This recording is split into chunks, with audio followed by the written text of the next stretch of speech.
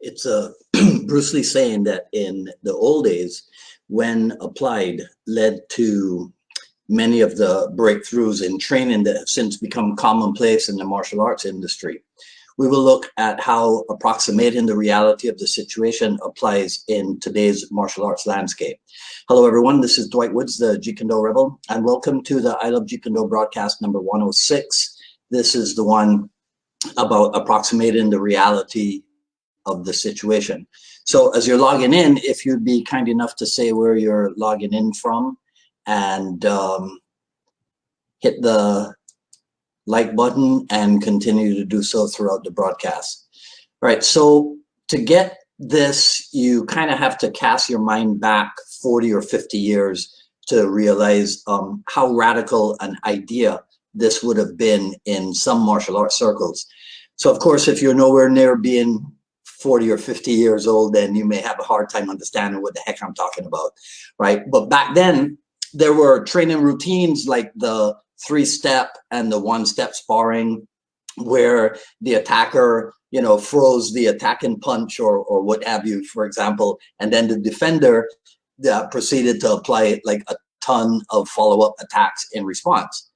In other words, that type of training was not at all alive in manner. So to Bruce Lee, this was not a realistic way of training, and so he aimed to train a little bit closer to the way things were in actuality. So in my opinion, this could be one of the things that led him to take a look at boxing, because at least those guys were constantly moving around and doing their thing from different angles and such. And then when he added kicking, which boxers didn't use, when he added kicking to that approach, Bruce Lee ended up with a kickboxing method, which was quite fluid and alive. And so that might have been enough to handle the rigid classical movements of the average classical practitioner. Now, even though he himself didn't have a chance to do it in depth, certain of Bruce Lee's students proceeded to take that concept of fluidity and aliveness and apply it to the other combat skills like weaponry, but most notably grappling. And since they needed answers, there was the quest to see how other people who were renowned for their expertise in different aspects of grappling, there was a quest to see how these people approach the topic.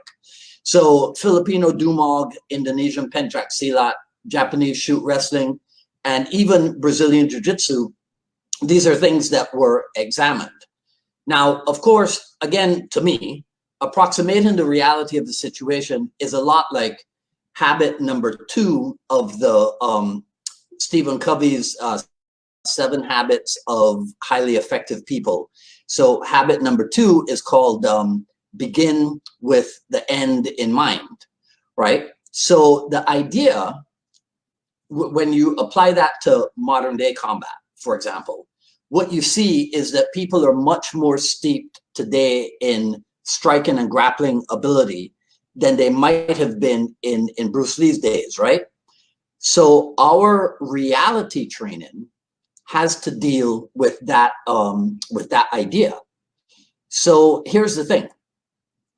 I think that's why you see a lot of combatives this and reality based that in today's approach. I don't have it here with me, but it's one of my favorites, the Art and Philosophy book. On page 156, Sifu Asano writes, Bruce once told me, from the old, you derive security, and from the new, you gain the flow. So if today's new is people trying to take you down and submit or choke you out, then you train to deal with that. Now, you can use different approaches. Some people may opt to use the approach that they're better at striking, so they're kicking and punching and kneeing and elbowing. That'll remain their primary skills, and maybe they'll train intensely on dynamic mobility so that they can avoid takedown attempts with footwork while they counter with their striking.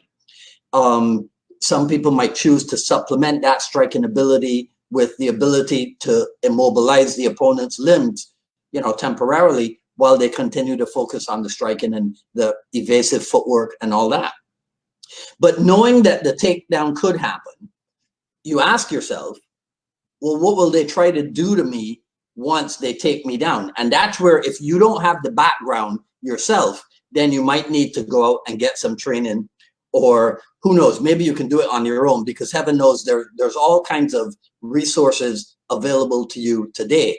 But you're still attempting to do what is known as approximate the reality of the situation. But what I wanted you to realize is that that idea is not at all new to the JKD world, because so on today's postcard, right, I used this photograph of my seniors, Jeff Imada and Chris Kent.